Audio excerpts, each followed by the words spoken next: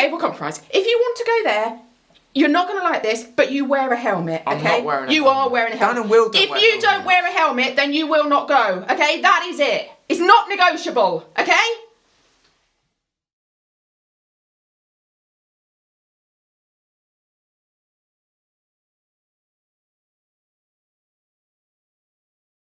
I personally don't know anybody who has ever reflected. I can't think I've ever heard of somebody say, oh, I felt terrible.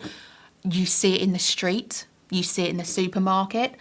And although I know you shouldn't judge because you don't know what's going on with other families, but you do hear some parents screaming at their children or smacking their children, and there doesn't appear to be, you don't see from them that they feel any remorse for that. So I think some people are, feel comfortable with yelling or smacking their children. To quote John Donne, "To thine own self be true."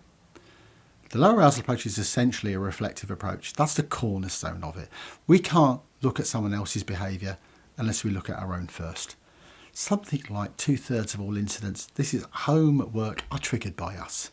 How many times have you actually said, I caused that argument, or I wish I hadn't have said this, or I wish I hadn't have said that? Often we're consciously aware of the fact that we put our foot in it, or that we inadvertently trigger incidents. But the opposite side of that is, by approaching somebody differently, we can prevent incidents as well, and situations.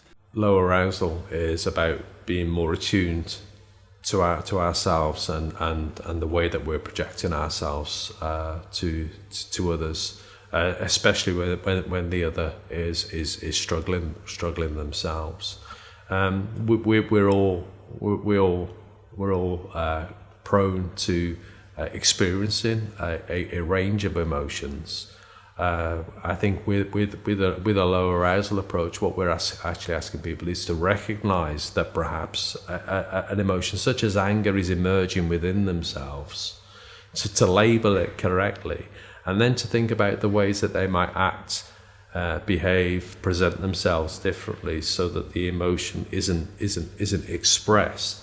And if they're unable to do that, perhaps to withdraw from the situation, because indeed they're heading towards a crisis. I think the word confidence in all of our work is underused. You have to be confident to, as you see in video examples, to manage a situation and behaviour. And the context is important with that. If you're in a public area and somebody's screaming or shouting at you, that's going to make you feel even more stressed than if you're in your own home. So when we describe being confident in de-escalation, in our approaches, confident people will allow people to behave in the way they do and then regulate their behaviour. Less confident people charge in. We've all heard the term fools rush in where angels fear to tread.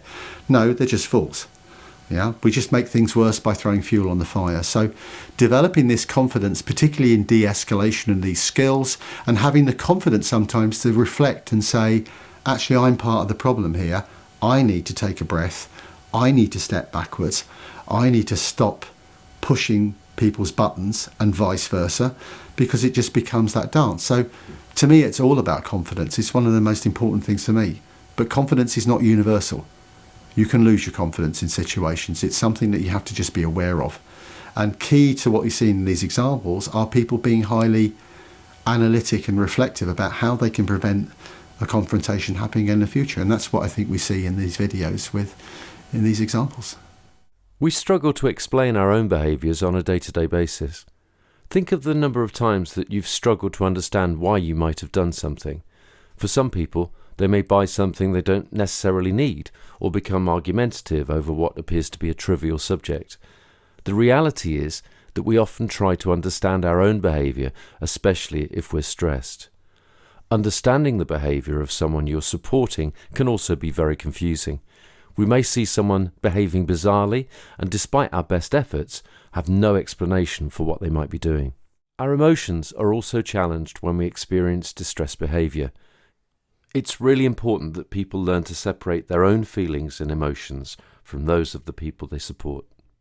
By approaching somebody differently, we can prevent incidents as well and situations.